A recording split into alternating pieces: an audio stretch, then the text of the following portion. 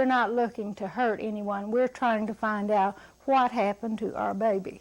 Lucille is the great-grandmother of the deceased child named Stephen. She's been trying to find out why Stephen died January 26th, a few days after his first birthday. Lucille says she's been very close to little Stephen. Her grandson, Stephen's father, died in a rodeo accident before Stephen was born, out of wedlock.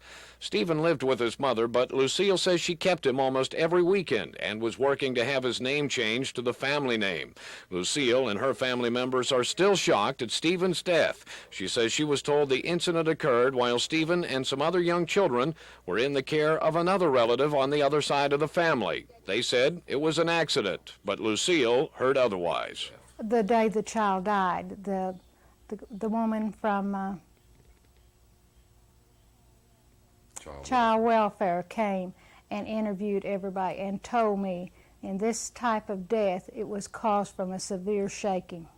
Okay, now going from there, it ended up that there was an autopsy. Yes, from the medical examiner's office. We called the medical examiner. First we went to Shawnee to the sheriff's department.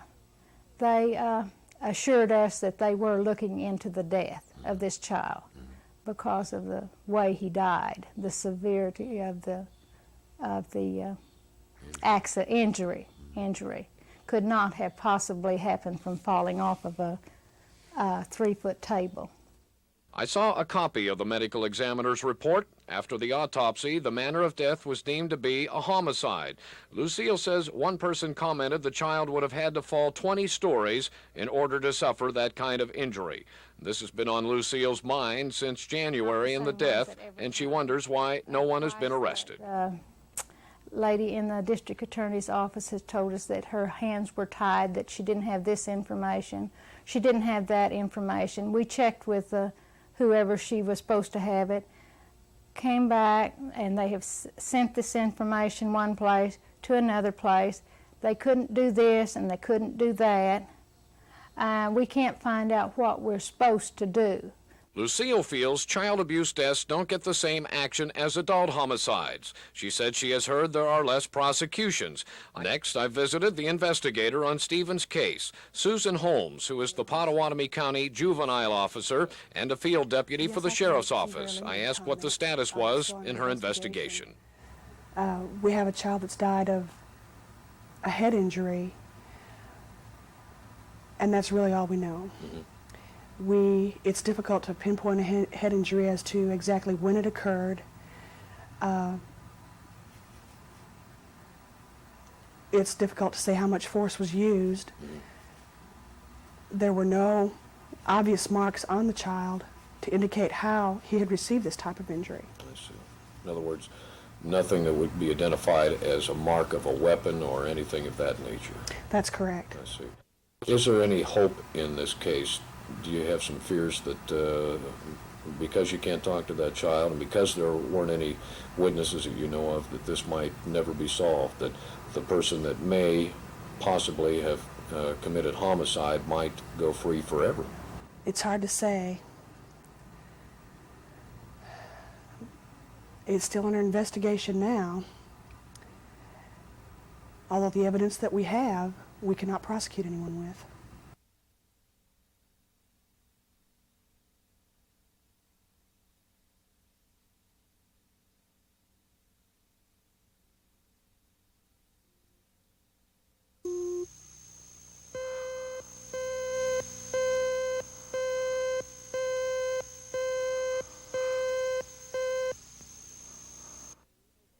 Yesterday, we heard from Lucille, who alleges her great-grandson was injured while in the care of another relative on the other side of the family.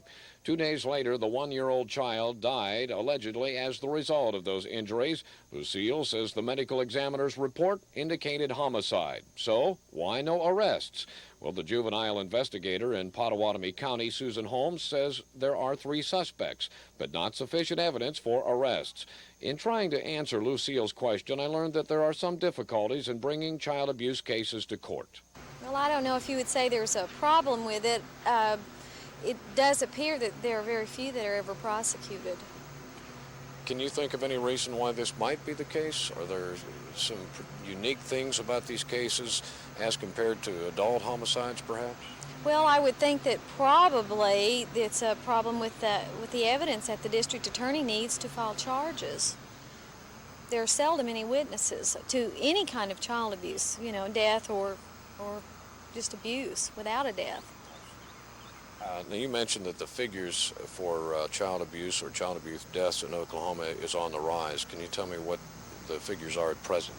Yes, it is. Last year in Oklahoma, there were 18 children who died as a result of abuse or neglect, and that's up 38% from the previous year. You feel that these cases, child abuse cases, reach the courtrooms in the same proportions as adult cases? No, I don't. My staff, we don't keep statistics on this type of thing, but we feel probably 1 out of 100 is filed in criminal court of the seriously injured children. In Oklahoma County, the same people who investigate adult homicides investigate child homicides, Yes. but that's not the case in every county, as I understand it, especially rural areas. No, and I don't think probably they have the professional training that a metropolitan police force would have. This is the first time you've done a child homicide. Yes, a child homicide. Is there any difference in the handling of a child abuse death? No, there's not. There's not. But yet there are different people, a different set of people. Yes, I have been involved with 3 different agencies conducting this investigation. Well, 3 agencies including myself. Mm-hmm. And What other agencies become involved in these cases? our local Department of Human Services, Children's Services Unit, and also the Pottawatomie County Sheriff's Office. So, as the result of Lucille's questions about child abuse, we've learned there is some variance in who handles and who investigates child abuse and child homicide. It becomes a mixture of social and legal services. And because of the circumstances where abuse occurs, it is difficult to obtain witnesses and other facts necessary to prosecute.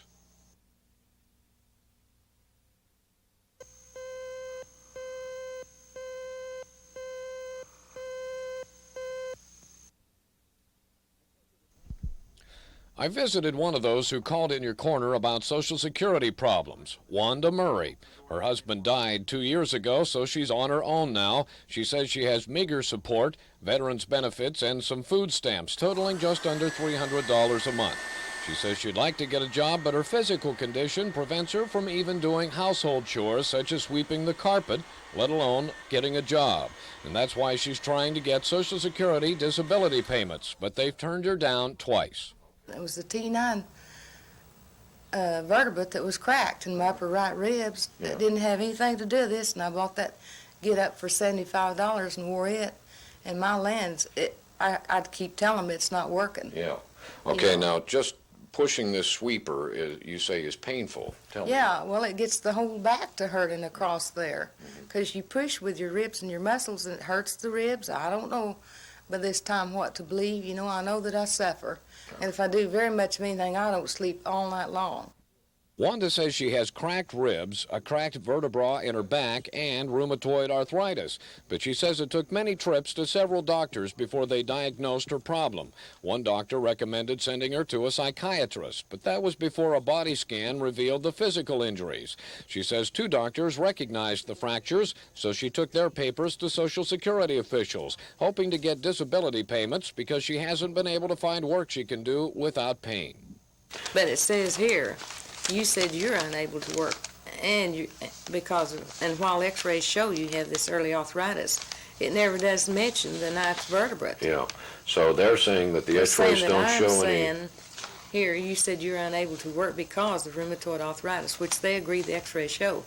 And your 9th vertebrae is cracked. I'm saying it's cracked. Yeah. See? But Then x-rays show you have early arthritis, which may sometimes cause discomfort. but you have Then letters they from never doctors. mention the- You have letters the from your ninth doctors vertebrae. saying that you do have a cracked vertebrae. Yes, I do. Really don't know what's going on, if the doctors haven't turned it in or what. Yeah. Evidently, they turned in I had early rheumatoid arthritis, but they did not turn in the cracked vertebrae. So the denial from Social Security did not mention the cracked vertebra, and Wanda doesn't know why. She says they didn't take their own x-rays at Social Security. She wonders if they looked at the x-rays from her personal doctors. Wanda also doesn't know why Social Security sent her to a psychologist. And Well, they asked some stupid questions like, did I know where I was at? And I told them, yes, I did. Dr. Donette's office. What day of the week it was, and just real dumb stuff. and Count from 100 backwards. nobody ever explained to you why they sent you to a psychiatrist? No.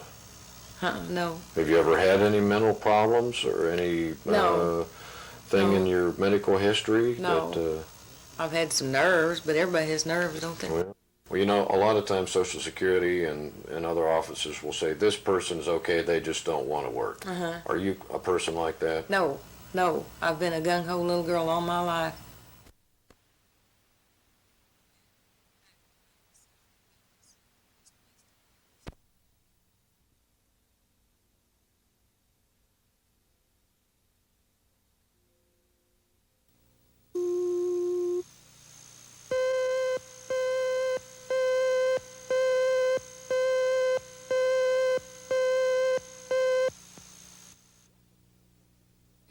Wanda Murray told me since her husband died, she's been living off veterans' benefits and food stamps, a meager living. She says she wants to work to support herself, but she feels she isn't able after injuring herself moving furniture. She says after visiting several doctors, being sent to a psychologist, she was told finally that x-rays showed cracks in her ribs and a cracked vertebra in her back.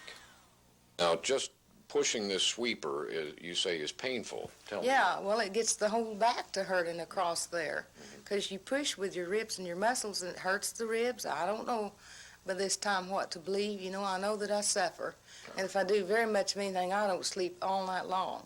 Wanda tried to get on Social Security disability, but has been turned down twice. The denial said Social Security exams showed she was able to work. Wanda isn't certain the officials checked all the facts. I went to the Social Security office and asked about the facts of how they do such an examination. Bear in mind that we're spending taxpayer money and we want to prudently manage it. Our medical review team will evaluate the evidence that they have received on the person, and if they feel it's adequate to make a decision, they'll go ahead and make a decision. If they don't feel they've got enough evidence to make a decision on the severity of the person's condition at taxpayer expense, we will arrange for the claimant, the applicant, to see a doctor. And normally that is, they order a very specific test. The person is alleging a cracked whatever, vertebra, or whatever the allegation is. We want this test done. We want you to evaluate this area only. So, the Disability Determination Services Office will evaluate an applicant's claim after checking with the person's doctors, perhaps sending them to another. If the applicant isn't satisfied, there are 4 levels of appeals he can make and perhaps have the decision changed. But Dean says the benefits only go to those severely disabled. Your proven disability must 1, prevent you from doing substantial gainful work, and 2, the disability must be expected to last 12 months or result in death. Otherwise, you will not get disability payments. Let's take the case of an older person who might not be able to get a higher paying job, maybe some part-time work or something like that. Maybe they're partially disabled or something. Then, and they can work, they can only get a part-time. Any substantial gainful work. Partial disability is not going to get it. If they can hit a lick at a snake, they won't get the money.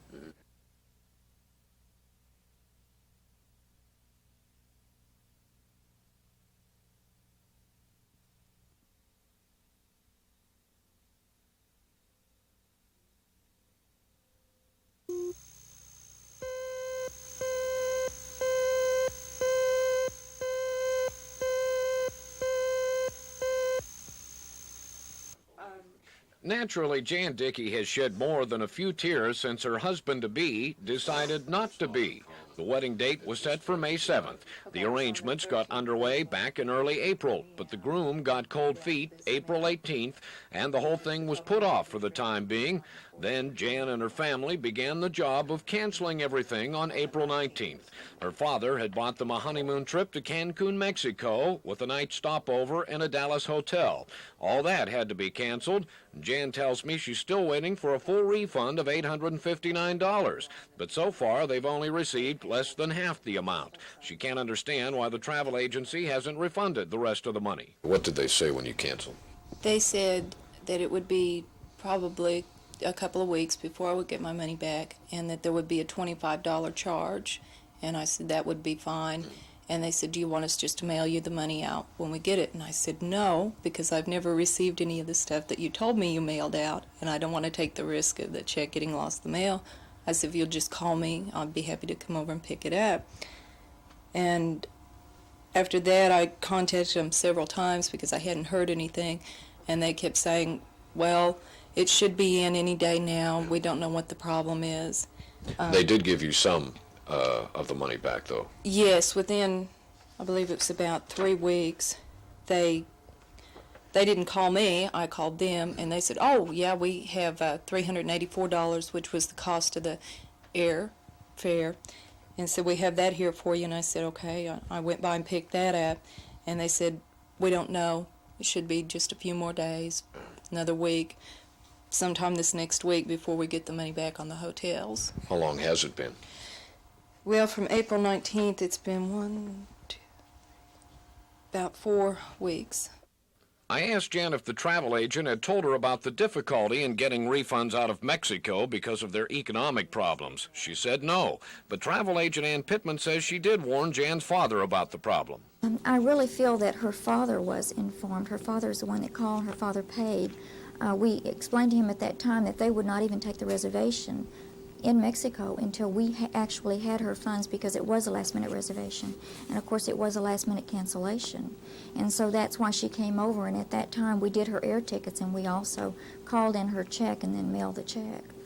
Ann says travel agents only arrange trips and submit customers' money to hotels and airlines. They can't refund until the money comes back. But she says Jan eventually will get a full refund out of Mexico.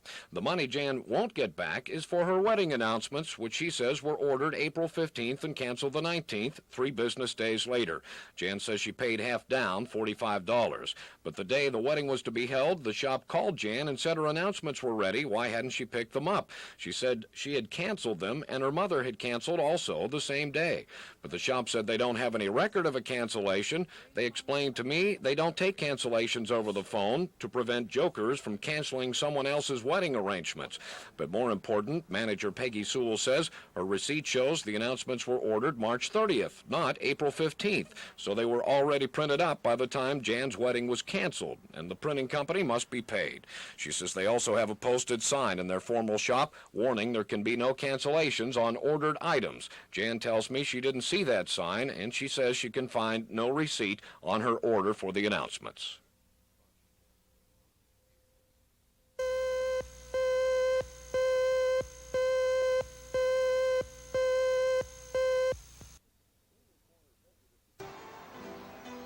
In Your Corner visited the Jesus House in downtown Oklahoma City last month when I was told that things were getting tight as far as taking care of the homeless, the hungry, the unemployed, and the forgotten people. That's the Jesus House specialty.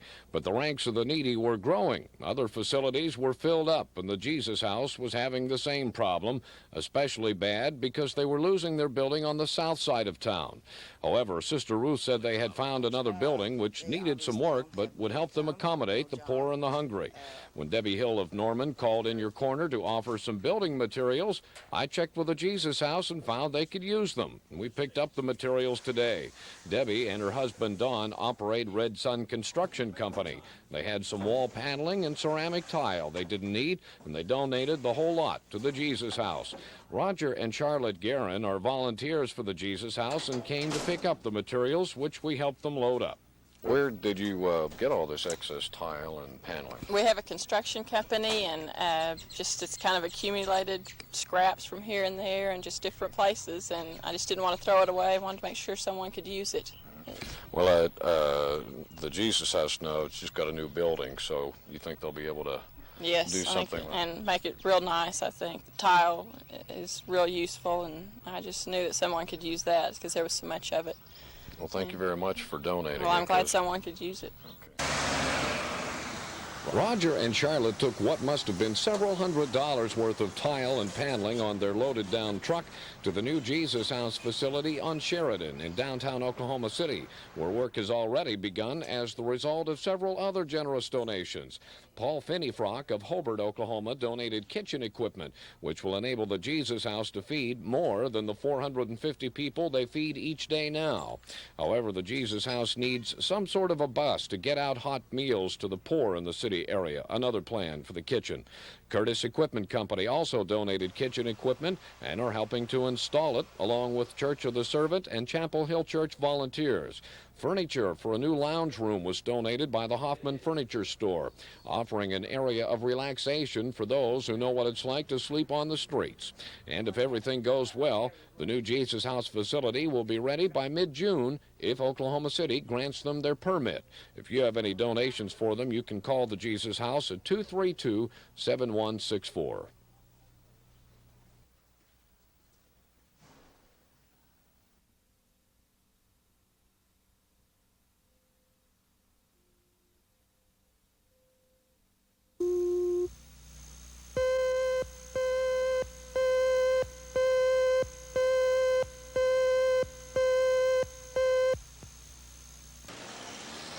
Almost a year ago, Don Russell says he was driving downtown just about out of gas. He pulled into a convenience store gas station at 13th and Broadway and bought some regular gas. But he didn't get more than 10 feet, he says, before his car stopped and his problems started. At that time, it would not restart. I managed to get help. We pushed it over to the side. I raised the hood to inspect it. And I could see there was water leaking from an injector. Oh. I went back inside, spoke to the people inside on duty about it, if they knew perhaps there was water in the gasoline. They said at that time, we tell people that we don't sell regular. And if you were a regular customer, you would have known the gas tank leaks. At that time, I called a towing service to tow my car in. Yeah. Since then, So they basically admitted that there was something wrong with that pump. yes, Was there a sign on it? there was no sign on it, and there was no lock on the pump. It was exposed. And they turned the pump on from the inside. From the inside, I paid him $7 for the gasoline when I purchased. They refused to give me a receipt. We had a verbal debate. One individual told them to give me a receipt. Therefore, my car, I went to Fred Wells after I spoke to attorney for legal consultation. He advised me what to do. I took it to a reputable mechanic. That was Fred Wells. They towed the car there. They repaired the car. I went back to the owner-manager.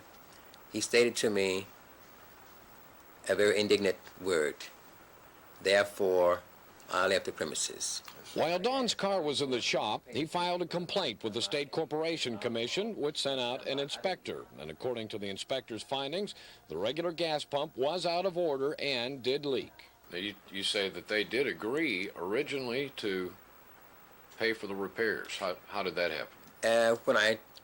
When he spoke to the investigator, Mr. Swartz, the statement to him was that they would make up expenses the customer was out of. After finding out the amount what it would cost to get the car fixed, which was necessary and can be verified, he then tell me that I had been taken, that I could have, all it needed was a filter probably for about $3. He's not a mechanic. Yeah. The filter for that car is around $25 alone. It was it contaminated my complete fuel system. To the point of $800 damages. Yes, $812 to be exact. And there were storage fees of about $1,500 since the car sat at the garage almost a year, waiting for a settlement which never came.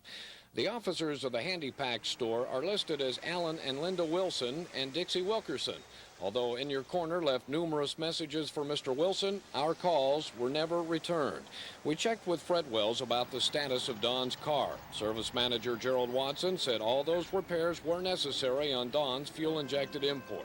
That gets into your fuel system, clogs up injectors, fuel pump, fuel distributor. I understand that there's a $2,200 storage fee that Fretwell's is not going to press with Don just to help him out. That's correct, yes, sir. So they're dropping a total of how much? Almost $2,200. Okay. $2,200.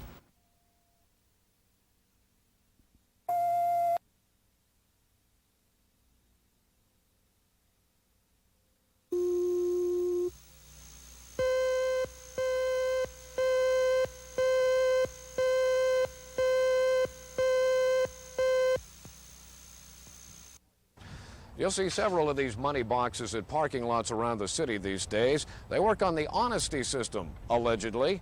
A parking customer puts his money in the slot that corresponds with the number on his parking space.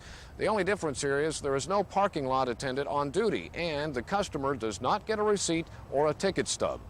And that's the cause of a dispute between several employees of a telephone company and the owner of a nearby parking lot. Patty Wallenberg says she and 5 other employees parked here one morning because their monthly parking areas have been torn up for downtown reconstruction. She claims all 6 of them parked just a few minutes either before or after 7 a.m. that day. And she says all 6 had their cars towed by the owner of the lot, who claims they didn't pay. As I was on break, they come up and told me while I was on break that my car was gone, that they were towing them all off down here. So I thought, there's a mistake. I came down and asked the guy. I really didn't think my truck was towed off. I thought, they've got the wrong one. I came down here, it was gone. And by the time I got down here, there was 6 of us all together, and all 6 of us had paid, and we were all trying to explain to this man at one time. But we put money in there this morning. He said, there's no money in here, so y'all are gone. All he's saying is just that we did not pay, and he's going by that there wasn't any money in the slots that were the cars that were towed away, and that's all he has to prove, that no one could break in, according to him. He opened it up and said, now this is how I know that you didn't pay, because there's no money in each individual slots. And each individual slot itself was one of the people's that we all came early that morning. The ladies felt that since they were the first ones to park there that day, the lot owner might have thought they parked there all night and collected their money early in the morning before the new business day started. The owner, Gus Gianos, has a nearby cleaning business, so I stopped in and asked his side of the parking dispute. Gus still claims the ladies did not pay. He said he noticed only 1 car in his lot at 7 a.m. that day. But at 9:30, he says he opened the money box, found the empty slots, and called the police. The only thing to get the money out, okay? Police. Nowhere can steal the money from the 19 if it's not there, right? Right. Now you can tell me how you're gonna pull the money out. And they're all about hundreds in town, the whole the same time. Okay. Well, what these girls think is that somebody came in here early in the morning and thought those cars had been parked there all night. No. That's their cars. Their cars. The police got their numbers. How they can get their cars? No. That's what I mean. Maybe you came in here early in the morning. 9:30. After 9:30. I never come before after 9:30. Okay. Let's say when you came in here to work at 6:30 to the cleaners, if you saw cars. I'm not coming there. Oh, you're not coming? No. I'm coming here around 7 o'clock. 7 o'clock? Yes, it's the park lot empty every day at 7 o'clock. The only car was here was a big truck, the one they tore in anyway. It was on the end over there. Maybe that was overnight. Yeah. And that's why it got me. I said, the guy, I came back at 9:30 and look and see, if it's still there. It was here, and I checked the whole thing.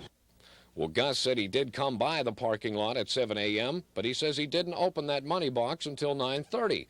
Now, because there's no parking lot attendant on duty, and because you don't get a receipt, that leaves this honesty system open for abuse. For example, if you had a dishonest parking lot owner, he could walk up anytime he wanted and empty the money out of the box. There goes your money and any proof that you paid to park. Then he could have your car towed away, making room for more paying customers. On the other hand, a dishonest driver could come up here and park, not put any money in the box, park here for free for quite a while before he was discovered. So that brings up the question, if this case goes to court, who could win? The parking lot owner can't prove that he didn't take the money out of the machine, and you can't prove that you put any money in there because there's nothing on paper. Therefore, it's just one person's word against the other.